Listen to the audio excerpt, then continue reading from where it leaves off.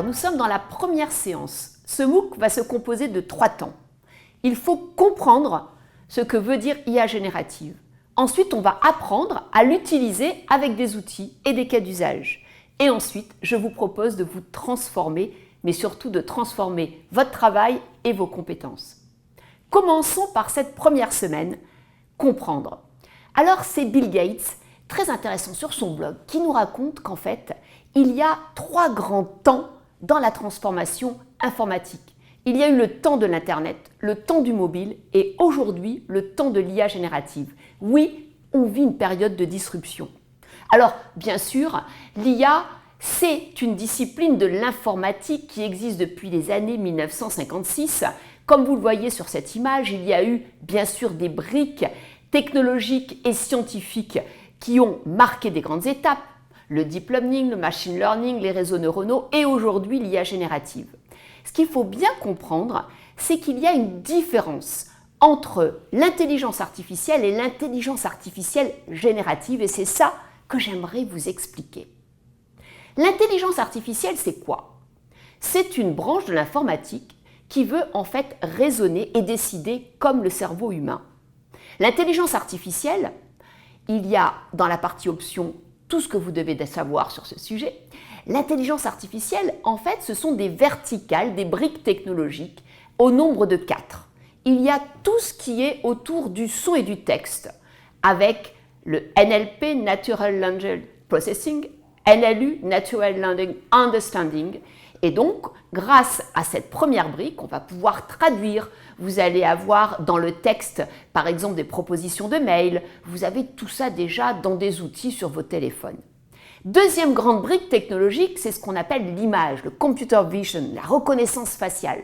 Et donc là, ce sont des techniques qui vous permettent d'associer une personne à son visage ou une valise à son détenteur, à la personne qui la porte. On associe 2 images. Et puis, vous avez une brique technologique autour des robots. Et là, nous avons des robots virtuels, des robots qui sont dans les processus des entreprises, qu'on appelle des RPA, Robot Process Automation. Ce sont des robots qui vous permettent, par exemple, de mettre en relation une facture et un client.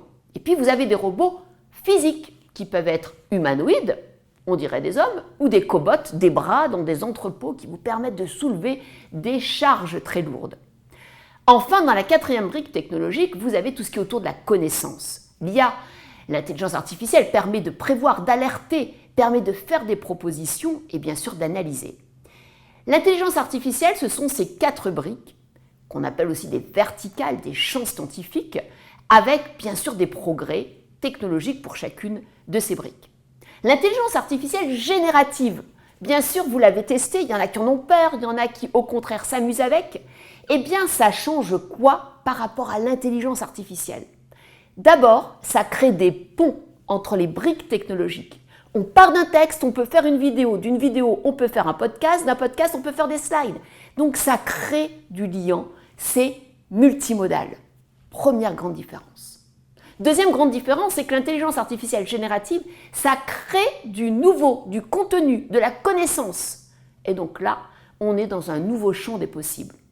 Et troisième grande différence, c'est qu'avec l'intelligence artificielle générative, on rentre dans un nouveau mode qui est le mode de la conversation. On n'est plus simplement, comme dans un moteur de recherche, à poser une question pour avoir une liste de réponses et on prend celles qui ont les plus de probabilités. Avec l'intelligence générative, on va poser des questions, on va converser et on aura la meilleure réponse au bout de plusieurs conversations avec la machine. Donc, multimodalité, création de contenu et conversation sont les 3 grandes caractéristiques de l'intelligence artificielle générative.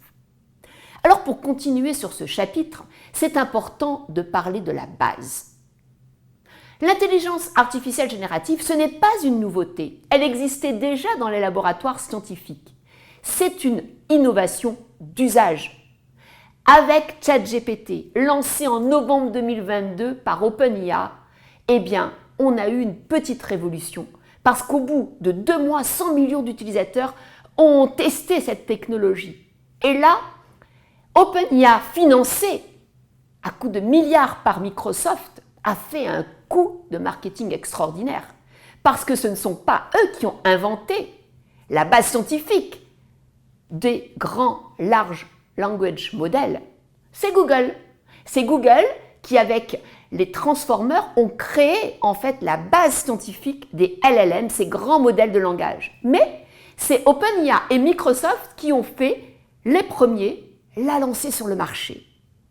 Et ce qu'il faut comprendre, c'est qu'il y a plein de modèles LLM aujourd'hui qui existent, avec des LLM qui sont éduqués sur des datas qui viennent du public, du privé, et qui créent énormément de besoins en data et en énergie. Ces grands modèles, ils sont éduqués et ensuite ils sont portés sur le marché, mais ils ne peuvent pas être mis à jour en temps réel. C'est pour ça que vous avez du chat GPT 3, puis du chat GPT 4 et ainsi de suite. Ce sont des nouveaux modèles avec des entraînements de data à chaque fois énormes. Vous voyez ici cette courbe qui vous montre qu'il y en a énormément. Aujourd'hui, ce sont les États-Unis et la Chine qui sont les deux grands pays qui créent ces modèles. Alors, ce qu'il faut bien comprendre, c'est que dans le monde de l'IA générative, il y a plein d'acteurs. Et j'aimerais vous faire comprendre la mosaïque de ces acteurs.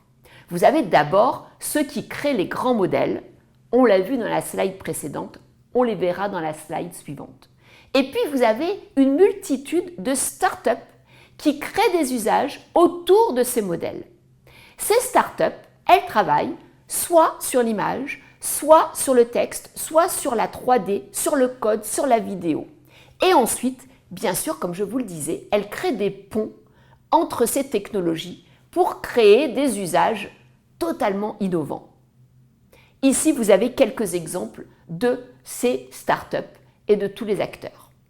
Mais qu'on soit bien d'accord, l'innovation dans l'IA générative, ce sont les gros modèles d'IA générative, les LLM, avec Google qui domine, puis des modèles classiques comme Llama de Meta, qui est un modèle en open source. Puis vous avez bien sûr OpenIA avec ChatGPT que vous avez certainement utilisé. Et puis vous avez ensuite Google avec Bard, Anthropic avec Claude, bref, tous ces modèles américains.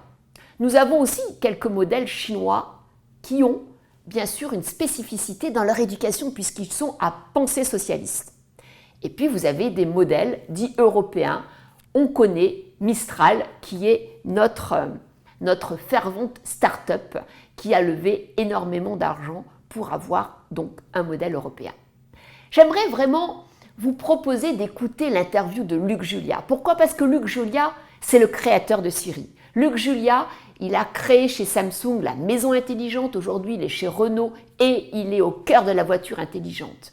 Et c'est vraiment aujourd'hui un des Français intéressants, exceptionnels et même incontournables pour nous parler d'IA générative, surtout par rapport à son nouveau livre qui dit « On va droit dans le mur » parce qu'il explique qu'il faut avoir une pensée écologique. Car l'un des gros problèmes de l'intelligence artificielle et des intelligences génératives, c'est qu'on peut innover, mais qu'en même temps, chaque innovation et chaque éducation de modèle coûte énormément avec, bien sûr, cette empreinte écologique sur laquelle nous devons tous faire des efforts. Et donc, il y a un vrai sujet et les arguments de Luc Julia sont intéressants parce qu'il nous propose une nouvelle société, un nouveau projet de consommation par rapport à l'IA générative. Ben oui, c'est important parce que le marché de l'IA générative, il explose. Et les prévisions de tous les grands cabinets sont incroyables. Incroyables parce que c'est là que va se faire l'innovation, c'est là que va se faire le business de demain et ça va très très vite. Alors, j'aimerais, pour commencer, bien sûr, cette introduction, cette première semaine, vous parler des défis, que ce soit les opportunités, les risques. Ici, nous avons essayé d'en proposer quelques-uns, ce n'est pas exhaustif, mais surtout, retenons qu'en termes de risques, le principal risque des IA génératives, ce sont les deepfakes. C'est la possibilité de créer des fausses informations et n'importe qui aujourd'hui qui sait un petit peu utiliser les outils d'IA générative pourra vous proposer une information qui paraît vraie. Le deuxième risque, c'est justement le fait que les IA génératives ne disent pas toujours la vérité. Elles hallucinent et elles peuvent même vous soutenir que c'est vrai. elles vont aujourd'hui créer des mots, créer des réponses. Et ça, c'est un vrai sujet. Autre point, au-delà de l'écologie, c'est la transformation des métiers et on abordera ce sujet dans la dernière partie de notre 3e semaine. Donc nous avons des défis énormes, des défis collectifs, des défis planétaires, mais il y a aussi plein d'opportunités. Et l'IA générative va permettre aux biologistes, aux chimistes, à la médecine d'aller plus vite dans la recherche. Elle va permettre d'avoir des villes beaucoup plus écologiques. Elle va permettre de pouvoir communiquer en temps réel, en traduction automatique simultanée grâce à des oreillettes. Et d'ailleurs, Apple a déjà sorti un objet qui permet 150 langages en temps réel, en traduction automatique. Donc, il y a des opportunités fantastiques. Et notre challenge à chacun, ça ne va pas être de prendre un usage, d'utiliser la solution et de lire le mode d'emploi. Notre challenge, c'est d'imaginer les nouveaux usages. Et c'est là où il va falloir qu'on soit hyper innovant, hyper créatif. Alors, bien sûr, il y a un cadre international, un cadre européen et le cadre de l'entreprise avec des chartes, avec des listes de bonnes pratiques. J'aimerais quand même que vous passiez un petit détour avec ce que nous dit ici Alexis Lautier de la CNIL sur ce que l'on peut faire et ce que l'on ne peut pas faire. Pourquoi ? Parce qu'en Europe, en août 2023, il y a le AI Act qui est mis en place et qui montre qu'il y a des usages avec des risques plus ou moins élevés. Et c'est important de toujours se poser la question comment rentrer dans le cadre de l'AI Act, le cadre légal. Vous avez Anne Nouvel, ici professeur associé au CNAM, qui vous donne le détail actuel de ce qui se passe en Europe et ce qu'on peut faire avec l'IA générative. Donc, au-delà de tous ces éléments, les opportunités, les risques, mais aussi les défis éthiques et légaux, j'aimerais quand même qu'on pose la question de l'impact des métiers. Ce qu'il faut bien voir, c'est que le World Economic Forum dit qu'en 2027, 14 millions de métiers peuvent disparaître. Mais les secteurs où ça va créer de l'emploi, c'est l'éducation, l'agriculture, et c'est tous ceux qui sauront se réinventer. Alors comment se réinventer ? On peut se réinventer dans 3 domaines. Déjà, dans l'optimisation. Utiliser l'IA générative, c'est imaginer des tâches où on peut être plus productif, où on peut gagner en termes de coûts et où on peut être plus rapide. Et ça veut dire aussi apprendre à automatiser. Et c'est ce que nous donne l'IA générative comme magnifique opportunité, c'est qu'on peut automatiser plein de processus et plein de tâches à faible valeur ajoutée. Car ce sont surtout les cols blancs qui auront en fait l'importance de se retransformer parce que ce seront les premiers ubérisés avec l'IA générative. Et la 3e opportunité sur les métiers, c'est surtout d'en faire un assistant personnel. Un peu comme ce que dit Microsoft, un copilote. C'est-à-dire qu'en fait, demain, vous aurez, soit dans un tatou, soit dans votre téléphone, soit dans vos lunettes, un assistant personnel qui va travailler sur vos propres données, ou sur les données de l'entreprise, ou sur des données ouvertes, et qui va pouvoir vous faire des propositions, écrire des mails à votre place, vous faire des propositions quand vous allez chez Carrefour pour pouvoir avoir votre liste de courses en fonction de ce que vous avez dans le frigidaire, des propositions pour pouvoir avoir en temps réel une traduction, des propositions pour avoir des systèmes d'alerte, des propositions pour savoir quand faire de façon automatique votre séance de yoga. Bref, un vrai assistant. Et ça, c'est le futur et c'est à nous de l'inventer. Alors, pour terminer, je vais vous donner un seul exemple sur le domaine de la formation. Ici, nous avons l'UNESCO qui a essayé de proposer un guide sur le formateur de demain avec l'IA générative.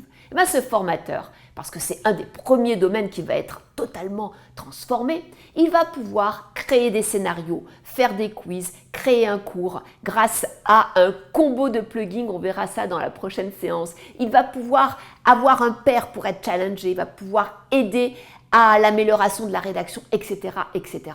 Donc, on peut aller beaucoup plus loin que ce qu'on fait déjà, aller beaucoup plus vite et surtout automatiser pour penser à une nouvelle valeur de son métier. Voilà ce que je voulais partager avec vous.